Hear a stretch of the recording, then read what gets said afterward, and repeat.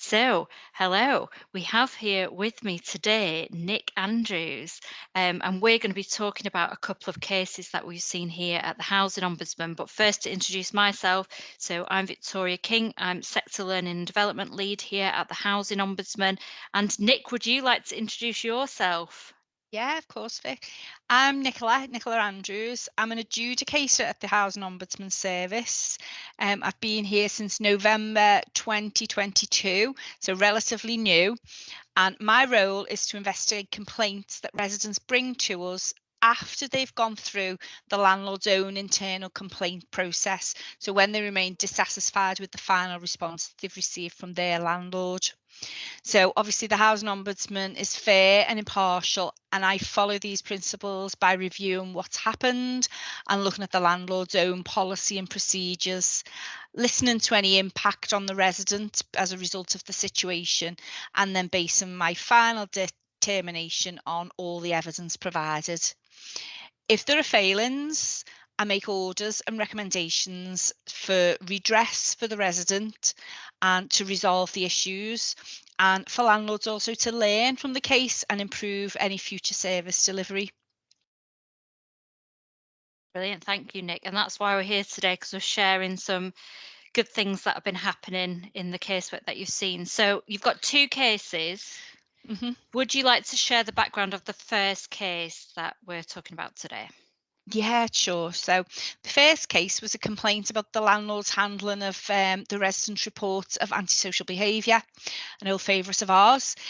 We also considered the landlord's complaint handling in this case as well. So the bit of background really, the resident was an assured tenant of the landlord and the landlord was a housing association. The landlord was aware that the resident has a neurodiverse disorder and poor mental health. And the resident himself also acknowledged that he was or could be sensitive to noise. So he started reporting issues with his neighbour back in 2013. And issues range from instances of dog muck appearing in his garden and he didn't know who was doing it. It definitely wasn't him because he hasn't got a dog. Some name calling by neighbours and a neighbour particularly doing DIY in the evening, which was disturbing him. And he heard quite often intermittent banging every day, he said, and every evening. In 2020, the issues escalated quite a bit for him. And he did tell the landlord that he reported quite a lot of things to them.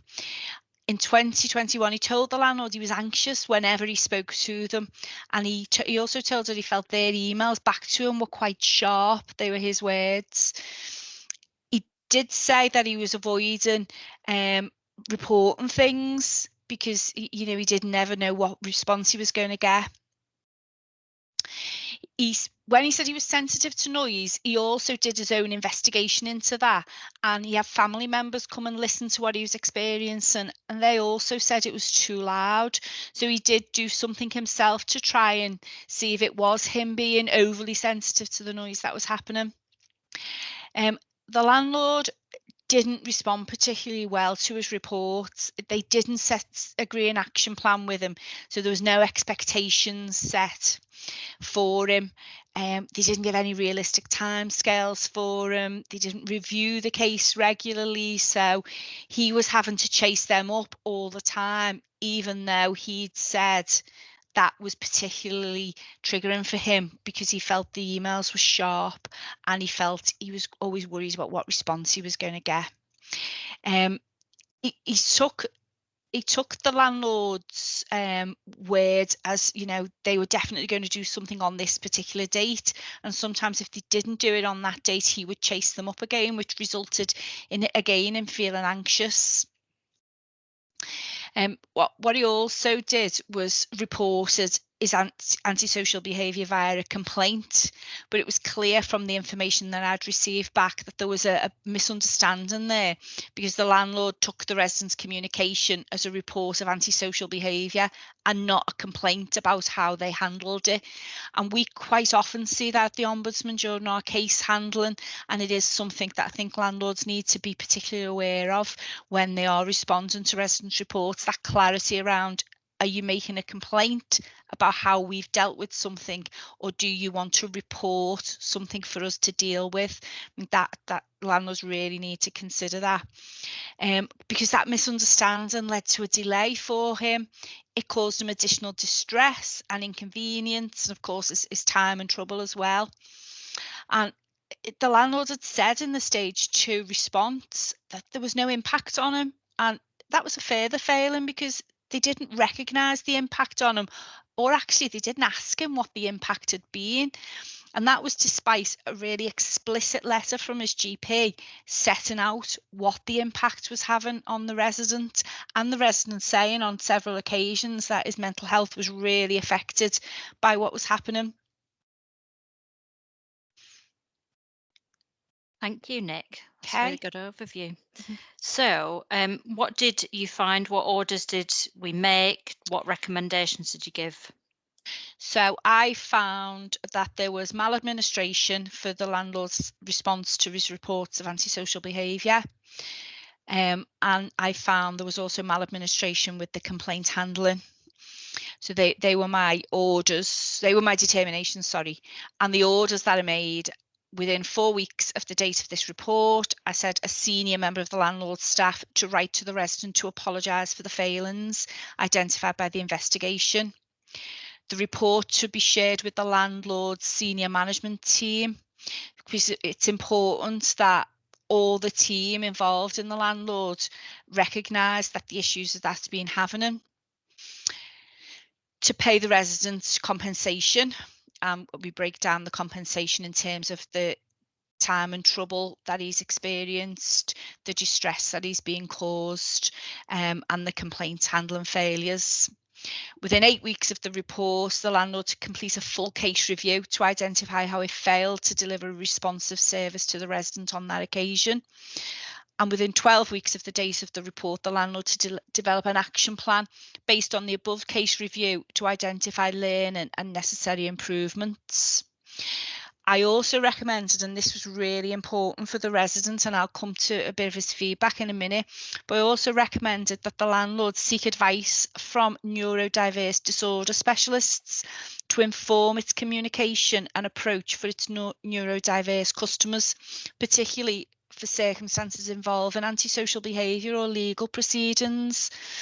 I discussed that quite a bit with the resident before I made the order, and he was really pleased that we'd put that in, because he felt a lot that his approach to things, or his response to things, was really determining his relationship with the landlord, and they didn't understand how he would respond to things. Sometimes was because of his disorder, as opposed to he wasn't shouting at them, he wasn't aggressive, he was quite blunt in his approach, and they needed to understand that better.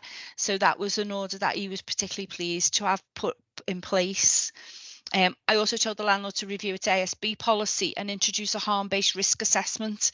So to establish a first point of contact if the residents require any additional support because of their vulnerabilities.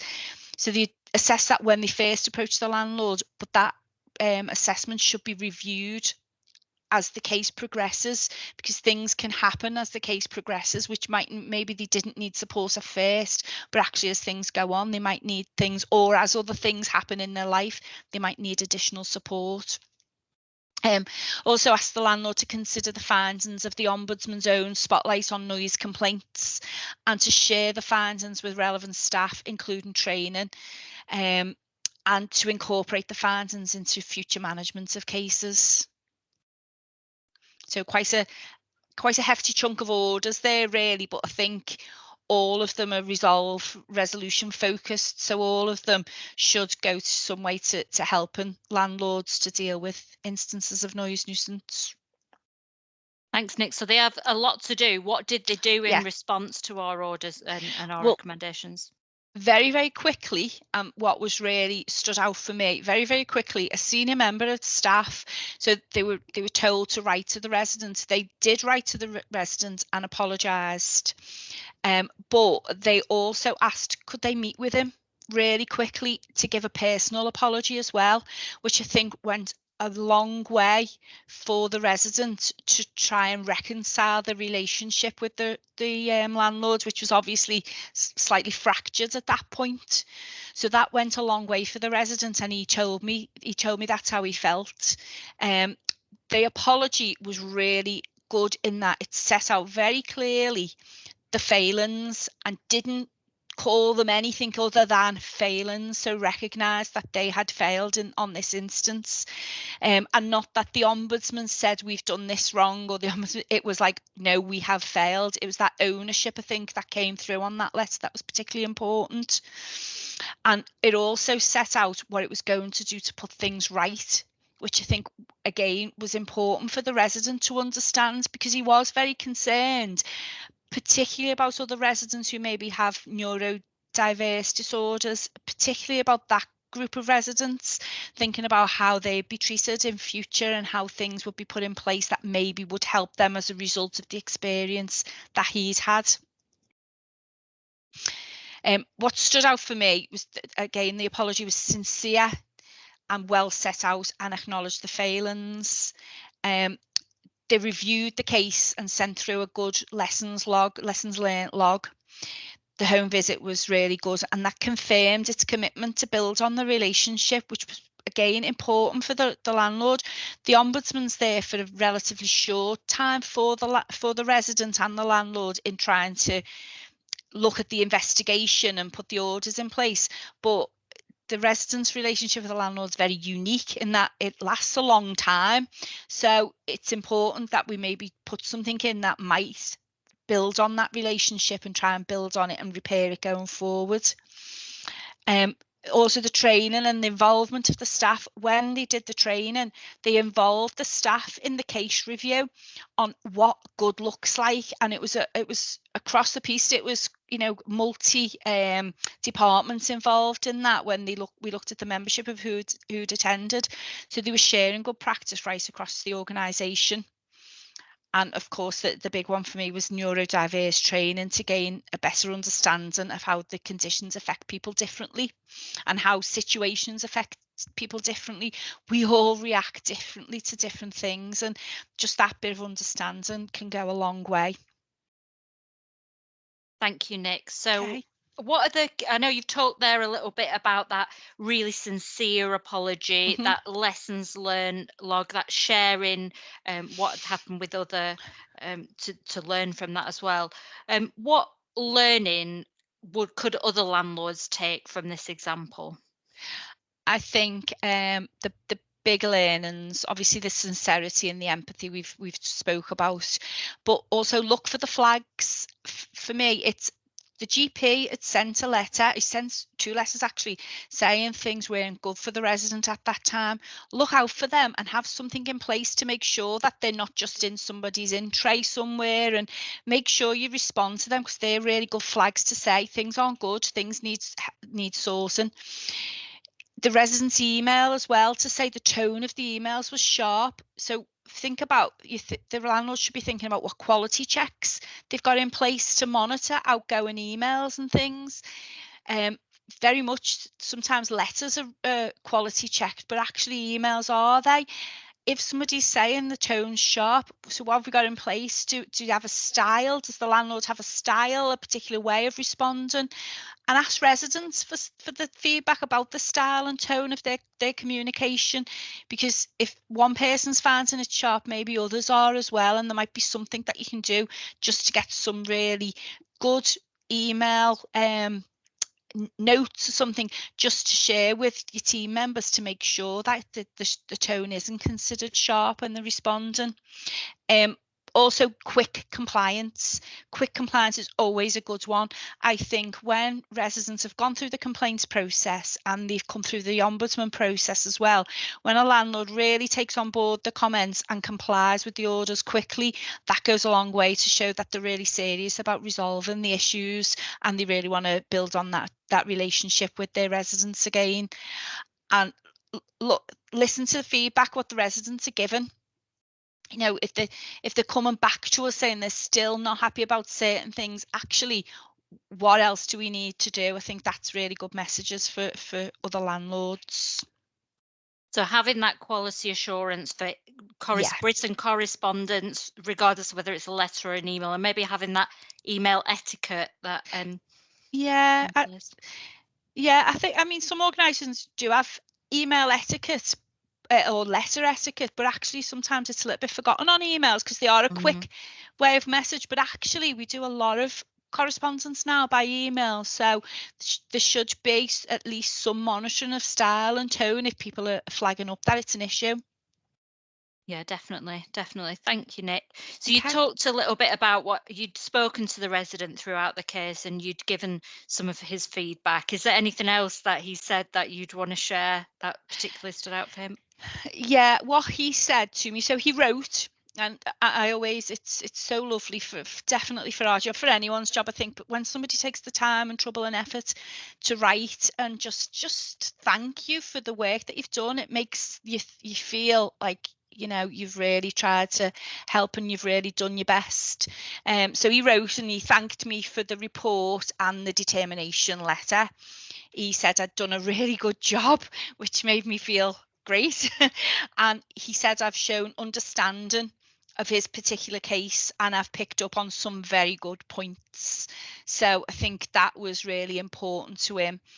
I discussed the case with him later. He was particularly pleased about the neurodiverse training, as I said.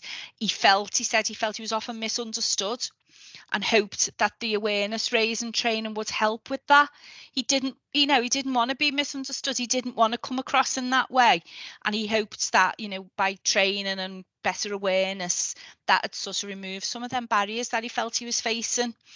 And he was also really positive about the ongoing relationship with his landlord. And that was because of the apology and the visit. He said he didn't expect to get that the way he did.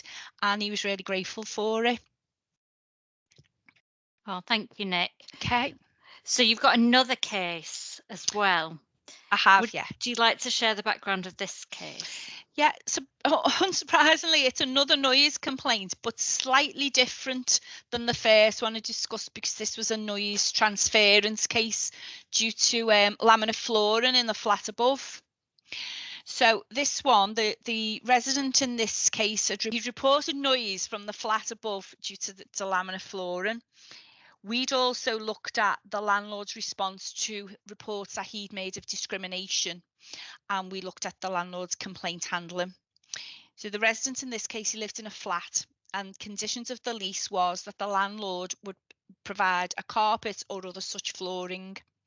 He'd lived there for a while, and the neighbours above had approached him about noise when he'd had visitors, and he's apologised and he said he'd stopped having visitors. The, about a year later, he could hear loud banging coming from the flat above and furniture being moved around. It went on for over a week. He approached his landlord, who advised him to send a note to his neighbours, and he did. And he said, "I want to sort it out amicably, but the noise has been really bad."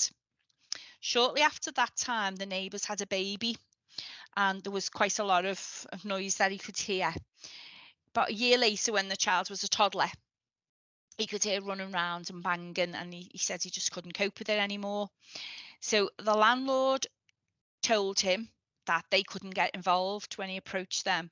They said, in their words, children are naturally exuberant and carpet was not a requirement of the tenancy.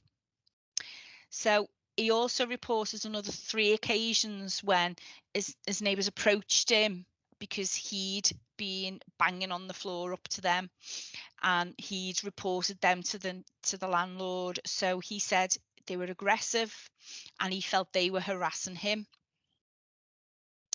Sometime later, the neighbour reported to the landlord that the resident had banged on the ceiling and it frightened the child. And the landlord spoke to him about this straight away. And he said it made him feel reprimanded. He said he'd begged his neighbour to install carpets, but they'd refused. In a short space of time, he contacted his MP and he also contacted a solicitor asking for help. He paid himself for solicitor's help to try and get some advice on what else he could do because he just didn't know which way to go.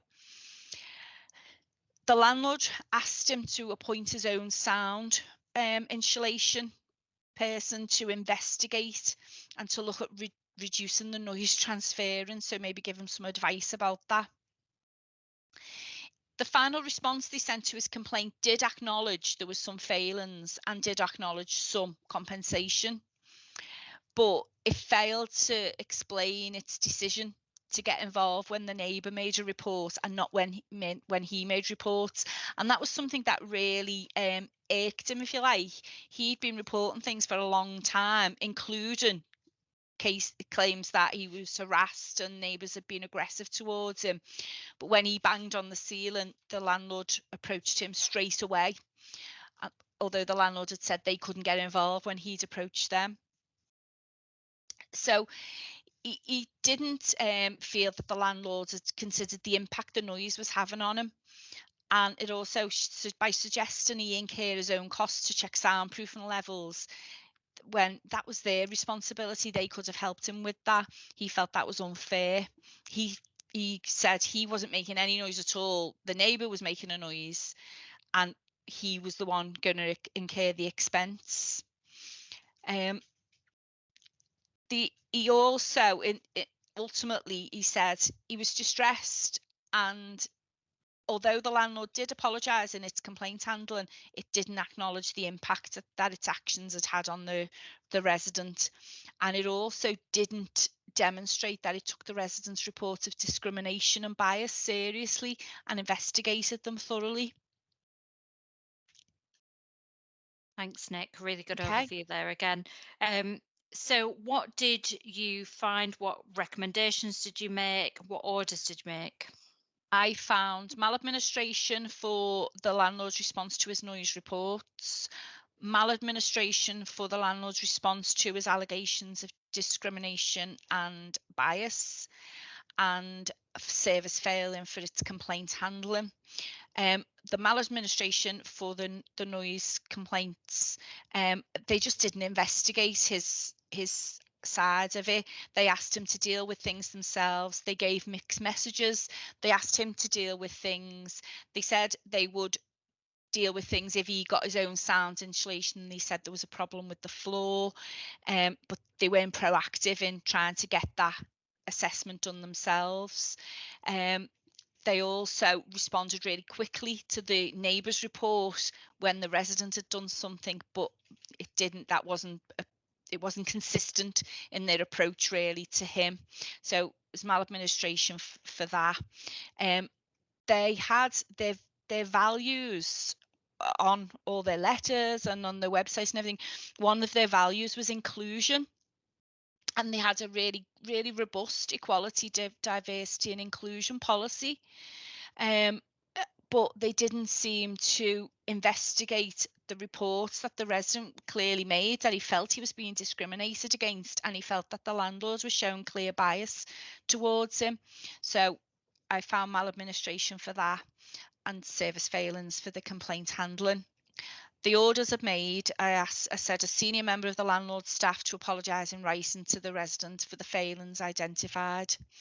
The resident was paid an element of compensation. I instructed them to order a specialist acoustic surveyor to assess the current soundproof levels, and if any failings are identified, to then provide any appropriate recommendations to improve noise transference. And I told the landlord to share the findings with the residents and the ombudsman as well. I asked the landlord to review its process for managing allegations of discrimination and bias to ensure that all allegations are recorded, investigated thoroughly, and the complainant is given a comprehensive response. So whilst, just to be clear, Victoria, whilst I'd made the maladministration finding for the discrimination allegations, that's not to say that I found that discrimination occurred. What my finding, that's not our role as the ombudsman. We don't say if something occurred, we just assess the landlord's response to the reports. So in this case, the landlord hadn't followed its own policy by fully investigating it and given a comprehensive response to the resident when he'd made the reports. The landlord to review the case to fully understand the failings and develop an action plan. to ensure situations are managed effectively going forward, and the landlord to review its domestic noise and neighbour nuisance policy, considering the learnings from this case and ensure it's fit for purpose and staff are trained to use it effectively. Lovely. Thank you, Nick. Okay. So, what did the landlord do in response to those orders and recommendations? What were its next steps? So again, the letter of apology, and what what I really liked about this letter of apology, it was very clear, and it was entitled letter of apology. There was no mistaking what it was. There was no way a resident could receive it and think, oh, it's just a follow up to me complaint or something. In big letters at the top, it was letter of apology. And I think that stood out for me because I hadn't seen one like that before, and other landlords, sorry, could maybe learn from that and just being a little bit clearer. I've seen some letters of apology and you would struggle to understand if it was an apology or just an update. So I think that was a really good one. And the lessons learned log, that was for me, it was a really good example of shared work again across departments. They clearly identified the issues that we'd said they'd failed on.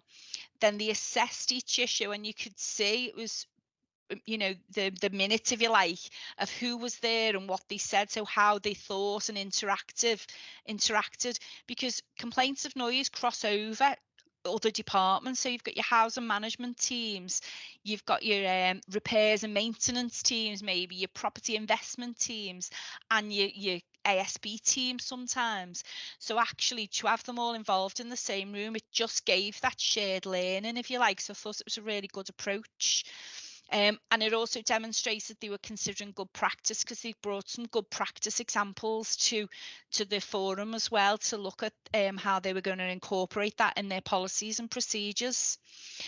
Um, and then they self-assessed against our ombudsman spotlight on noise, so they sent us that, and they also sent a link to one of their policies that they reviewed on the basis of this case. They sent that link to the residents, so that was just an additional level of reassurance that actually they've reviewed the policy, and here's a copy, for your reference, to see that the bits that you complained about have now been incorporated in our policy on how we deal with things. So I thought that was a really good example, and one that other landlords could learn from.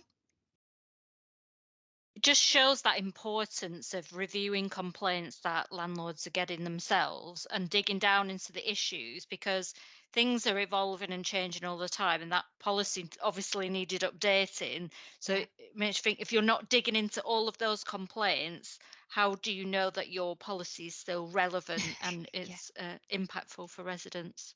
Absolutely. You don't know sometimes what you don't know, do Mm. you? So it Yeah. is really good when you see something. And I think that was why I was particularly keen to do this, because we do find maladministrations and severe maladministrations, but we also do get some really good compliance from landlords. And I think, it's not always an easy job. We know that in housing management. So sometimes when we get some good practice, it's really important for us to flag up that good practice and say, have you thought about maybe doing it this way? So that was why I was keen, say, to try and get some of them messages out. So be hearing more from Nick in the future then on these Well, podcasts. I don't know about that. You might invite me again.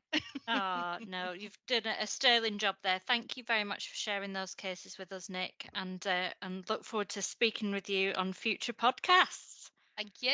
Thank you.